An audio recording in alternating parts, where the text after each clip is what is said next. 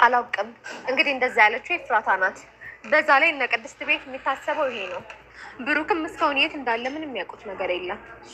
እሱ ምን እኔ አይመለከተኝም። የእኔ ጥያቄ መድብል እንዴት ስለ እኔ ማወቅ ፈለገ? አላውቅም። ደግሞ ከብሩክ የባሰ ሰይጣን ነው አሉ። አንቺ ነገር አደጋግሚ። ዝና ለሺህ ሰው አይመለስም። አርፎ ቢቀመጥ ይሻላል። እሱማ ተወው፣ ባለፈው አጥቅተዋል።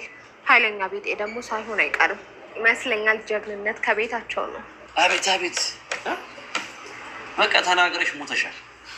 ባሌም ጀግና ነው እያልሽኝ። ጀግንነት ሳያንሰውም ነበር። ባይሆን እሱን ተይውና ደፋር ነበር። ለማንኛውም አሁን የጠራሁሽ ስለሱ ለወራሽ አይደለም። እና ስለምንድን ነው? ማይ ባይበስም ይላል። ለምን ያችን አይጥ ልጁን አጋያት? ማንን? ምሳሌ? ለምን? አባቷ ጠፍቷል አለች። ምናልባት ልጁ አንድ ነገር ብትሆን ከተደበቀበት ሊወጣ ይችላል። ተደብቆ አይመስለኝም። ደግሞ ቆይ ለዚህ ብዬ እኔ ልጅቷን ብገል ምን ይጠቅመኛል? በደንብ ታገኛለች እንጂ ያለምንም ሙግት ያለምንም ስ ቤቱን እንኳን ሸጦ እሱ ጠፋ እሷ ሞተች ማለት ሄደች። ቤቱ ያንቺ ነው ማለት ነው። መድብል መጥቷል እኮ። ስም ቤቱን ባሰሪውም ኖረሽበታል። ቤቱ ደግሞ የተመዘገበው በልጁ ነው። ብታይ እኮ የሆነች ትንሽ ቤት እኮ ነች። ጥብብ ያለች ያንቺ ከተማ ሞት አለብሽ። መቼ ነው ግን ራሳችን ምግብ ሰርተን የምንበላው? ትንሽ ቀን ላይ ትንሽ ቀን ብቻ ነፃነታችን ራሳችን እናውጃለን። አሰላሙ አለይኩም ወራህመቱላሂ ወበረካቱ። ውድና የተከበራችሁ የቻናሌ ቤተሰቦች አህለን ወሰህለን፣ ላይክ ሼር እያደረጋችሁ ለቤት አዲስ የሆናችሁ ሰብስክራይብ ማድረግ እንዳይረሳ። እንግዲህ ዛሬ ምሳሌ ክፍል 78 ተለቋል። እንደሚታወቀው በጉጉት የሚጠበቅና እንደዚሁም አስተማሪ ድራማ ነው እና ስለዚህ በጣም ተወዳጅ እና አስተማሪ ድራማ ነው። ማህሌት እንግዲህ ስለ ብሩክ ስለምታውቀው ጉዳይ ደርሼበታለሁ በማለት እንግዲህ ወንድሜን ማን እንደያዘው እና ማን እንዳጠፋ አላውቅም። ስለዚህ በማህሌት ደርሼበታለሁ፣ ማን እንዳገተው ምንም ነገር የማውቀው ጉዳይ የለኝም እያለ ነበር። እባክህ መንድ እና ስለዚህ ቀስ ብለን ጥሩን መልካሙን ነገር ብናስብ ነው። ስለዚህ ወንድሜ ማን እንዳጠፋው አላውቅም ስላልኩህ ነው እንዴ? ወንድሜ ክፉ ያደረገን ሰው ያወቁለት እሱን ለማጥፋት 2 ቀን አይፈጅብኝም እያለ ይገኛል። ልኮ አስገባዋለሁ ይላል። እንግዲህ እስር ቤት እንደሆንኩ በቃ የኖርኩበት ነው። ምን ሊፈጠር ይችላል? አሁንም ማድረግ አለብን ሞገስ፣ ተጨማሪ መረጃ ማግኘት አለብን። ስለዚህ ተጨማሪ መረጃ ለማግኘት ማህሌት ጋር መሄድ ያለብን። እሷ የዚህና ምስጢረኛ ናት። ስለ ብሩክና ብዙ ነገር ልታውቅ ትችላለች። ኤፍራታም ብዙ መረጃዎች ሰጣኛለች። ብዙ ነገር ስለወራችኝ አሁን መረጃውን ሁሉ አግኝቻለሁ። ማህሌት ብዙ ነገር ስለ ብሩክ የምታውቀው ጉዳይ አላት። ማህሌት ኤፍራታን እኮ አታምናትም፣ በደንብ ታውቃታለች። ስለዚህ የምታውቀውን እንኳን ትንሹ ነው ልነግራት የምችለው።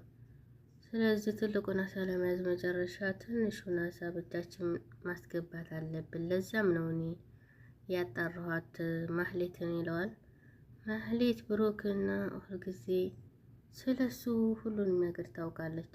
ምን እንደሆነ የት እንዳለ ስለምታውቅ ስለዚህ ማህሌትን በእጃችን ማስገባት አለብን። አዎ ይሉና ይስማማሉ። ከማጎስ ከማለት ነው። እንደዛ ማድረግ አለብን። እሷን ታገኘን ብሩክን ልናገኝ እንችላለን።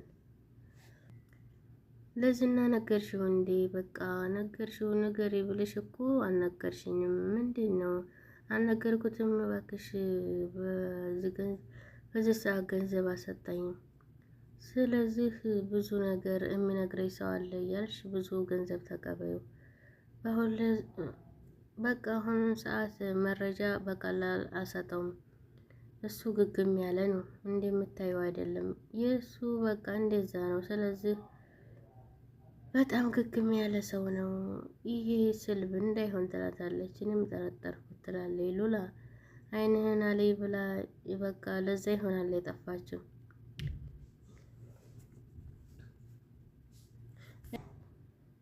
ስለዚህ ምሳሌ ወዲህ እንዳተር ብሎኛል። እናንተ ድብድብና ክስክስ ላይ ነው እንዴ የምትመጣው?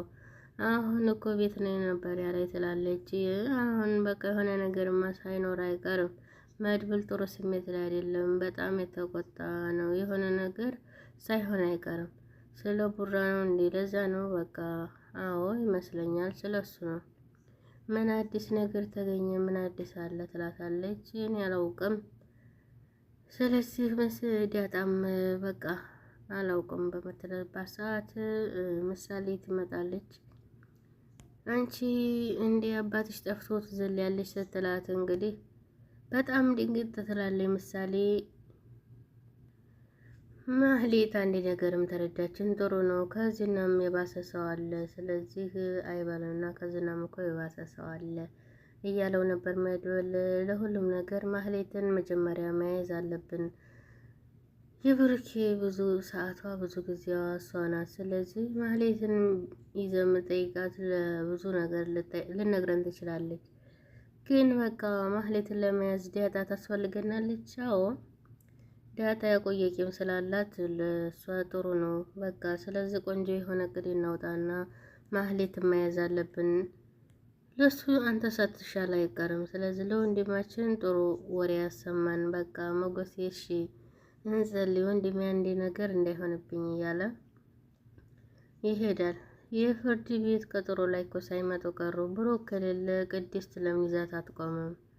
ታያቸው ባክሽ፣ ቤታቸው ድረስ አፍንጫቸው ላይ ወሮሬ ነው የምመጣው። ብሩክ እኮ የት እንዳለ አይታወቅም። ስለዚህ ብሩክ የለም። ተብሩኬ ባሰ። በቃ ማህሌት እኔ አንቺ ጋር አልሄድም። በቃ አንቺ ችግር ሁልጊዜም ችግር ውስጥ መግባት ትፈልጊያለሽ ማህሌት። እንጂ እኔ እኮ ነኝ አስጠግቼሽ የምኖረው። ገንዘብ እኮ ባይኖረኝ ቤትሽ አታስጠጊኝም። ራስሽ ደስ ሲጫቸው እኔ አልሄድም ትላታለች። እኔ ሂጅ ማንን ልፈራ እችላለሁ እንዴ?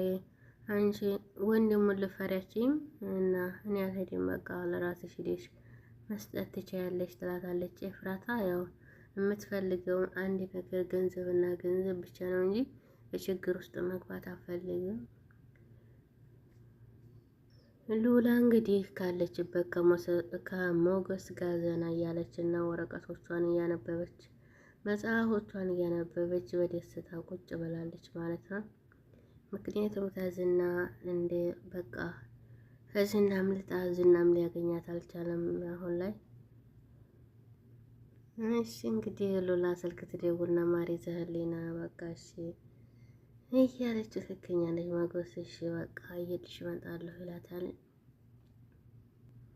ዳጣ እንግዲህ ቤት ኪራይና ሁሉ ምንም አልቸገረንም እና ስለዚህ መርብር ስላለ ሁሉም ነገር አልቸገረንም እየሰራ ነው በምትልበት ሰዓት ነው። ስለዚህ የዛን ቀን እኮ እኔ ገፍትሬ የወጣሁት እያለኝ ነበር። ቅድስት ለምንድን ነው እንደዛ ያደረግሽው? አንቺ ቡራን ያክል ባላግኝተሽ ነው እኔ የፈራሁ ጨነቀኝ። ስለዚህ የማላውቀው ነገር በቃ እንደዛ ስላደረገኝ እኔ ስለፈራሁ ትቼው ወጥቻለሁ። እሱም ደግሞ ሊታከልኝ አልቻለም እና የገፈተሽው እንዴት ሊታከልሽ ይችላል? ጉራ እንደዚህ ያለ ሰው አይደለም ትላታለች ዳጣ። እሱ ነው የሚያናድደኝና የእግር እሳት የሆነብኝ። በቃ እንግዲህ ምን ማድረግ ትችያለሽ? አንቺ በቃ እኔ ቁም ነገር እያወራሁሽ አንቺ ትቀልጃለሽ። ዳጣ እንግዲህ ቁም ነገር እያወራቻት ለሌላ ሰው በቃ እንግዲህ ቀልድም ስታወራት ቁም ነገር ስታወራት ትቀልድባታለች። አንቺ ጋር እኮ መቀለድም ማውራትም የለብኝም እያለች እንግዲህ ቅድስት ትሰማታታለች። በአሁኑ ሰዓት ይሄ ይቀለዳል። ዳጣ በጣም ታስቃለች። ስለዚህ ማህሌት ትሄዳለች። ብቻዋን ሄደሽ እኔ ወረቀቱን ሄጄ ሰጠዋለሁ በምትልባት ሰዓት ኤፍራታ ተመልሳ ቤቷ ቁጭ ብላ እንግዲህ መጽሐፎቿን እያነበበች ትገኝ። ለኤፍራታ ስልክ ይደወልላታል። ስልኩን ታነሳና መድብል እሺ እንዴት ነህ? ኤፍራታ ደህና ነኝ እና ከማህሌት ያገኘሽው አዲስ ነገር አለ? ያልነገርኩህ ነገር በቃ ተው ትለዋለች። ምን ነው ኤፍራታ ንገረኝ፣ ምንድን ነው? በስምምነታችን ወሬ መደበቅ የለውም ይላታል። መደበቅ እኮ አይደለም ዝናን የሚመለከት ነገር አይደለም። ማህሌት የት ነው ያለችው ሲላት እንግዲህ ሳልነግረኝ የሄደችው በቃ ዝና ጋር ነው የሄደችው። ማህሌት ብቻዋን እየሄደች ትገኛለች። እሺ ዝናን ታናገርና እንዴት ነው ዝና የት ሆነሽ ነው አንቺ? ወነ ቅድስት እየሄድኩ ነው። ምን ልታረጊ ትሄጃለሽ? ድጋሚ መጥሪያውን ሂጅ ልስጣቸው ብዬ ነው። ለምን ፖሊስ ሄዶ አይሰጣቸውም? አልደረሰንም ይላሉ ብዬ ነው። በኋላ ትሄጃለሽ። አሁን ነይ እፈልግሻለሁ። የት ነህ? እና ሁልጊዜ የምንገናኝበት ካፌ እዛ ነው። ችግር አለ እንደ ስትለው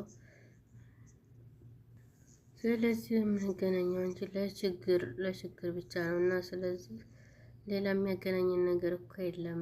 እና አሁን ነይ ካለሽበት አሁን 5 ደቂቃ ውጭ ነይ ድረሽ። ስለዚህ ሩቅ ነው ስትፈልጊ በእግርሽ ነይ እያላት ነበር ማለት እና ላይክ ሼር እያደረጋችሁ ቤተሰብ ያላችሁበት ሰላማችሁ ይብዛ። ሰላም አለይኩም ወራህመቱላሂ ወበረካቱ።